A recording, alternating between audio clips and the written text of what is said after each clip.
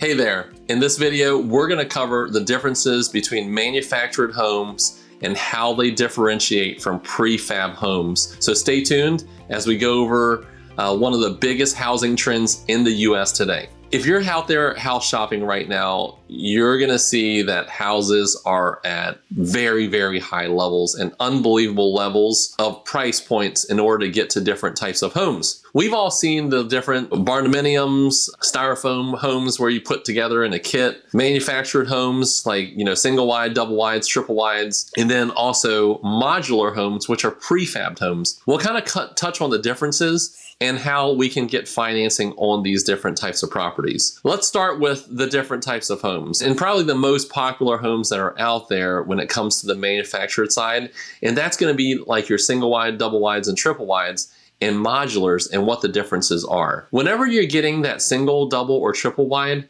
you have a home that's already pre-assembled on axles that they carry onto the site that you want to put it on. And then once they have it at that site, they start connecting the electricity, the plumbing, and all the other amenities that are needed in this manufactured home. In order to get it financed, you're going to have it on a permanent foundations. The axles have to be immobile.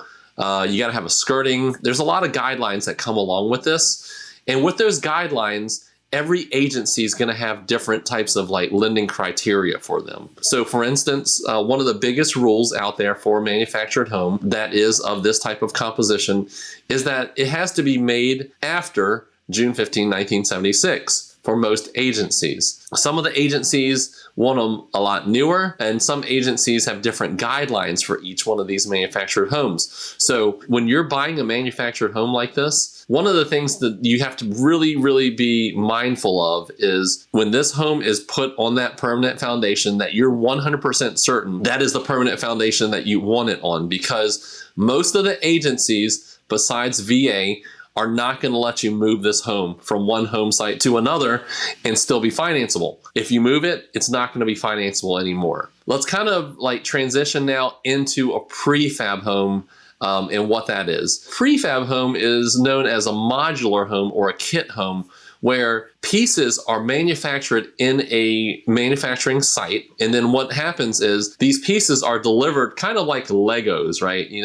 It's going to go to the site in different pieces, but kind of already mostly put together. At that point, the builder is going to put it all together. So you're going to have one side of a home be put in, maybe two other sides of the home get put in the front, and then the other side gets put in, and so on and so forth, as they kind of work around the entire home to get it all put together. And at that point, same thing happens, all of your amenities, your plumbing, your electrical, all of it gets put together. This is a really great way to kind of go from getting the new build feel plus having the affordability of a manufactured home, getting it done in a faster timeline. And with these, there are no guidelines when it comes to a modular home as to how old it can be, so on and so forth. So you won't have any challenges with these homes when you go to sell them later on. And it's a great option for you when you're looking to purchase a home. The biggest benefits of closing with a manufactured home is that, yes, you can choose where you want to go, right? You'll be able to choose the land. You won't really have to vet builders to see what the quality of their work is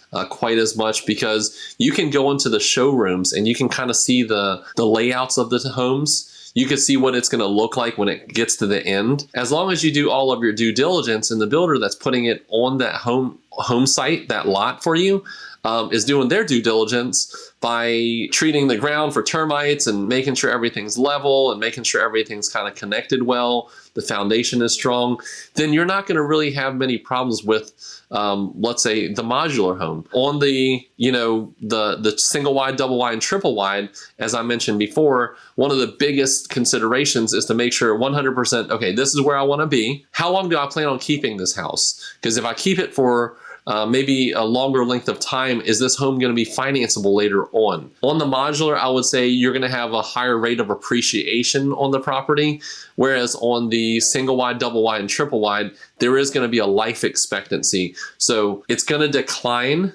and it's not going to go up quite as much as like, the modular home. The available loan options for both of these products are going to be your standard, VA, FHA, conventional, USDA, and we even have some non-conforming options for you if you're looking for that. The average cost of the manufactured home, you're probably looking at somewhere between like $90,000 and plus for something like that. And especially with the cost of materials kind of coming down, it is a little more affordable now. Whereas the modular, you're probably looking at $130 plus, depending on where you're living. And then you have to consider the lot cost and all the other cost of making sure the home is put together. These can be done with multiple options as to, let's say, buying it from the dealer where they will do a land home package for you versus like doing a construction to perm loan and dealing with all the headaches associated with a construction loan. So kind of in conclusion, with all of this stuff being said, this is a great option, especially in the seller's market right now,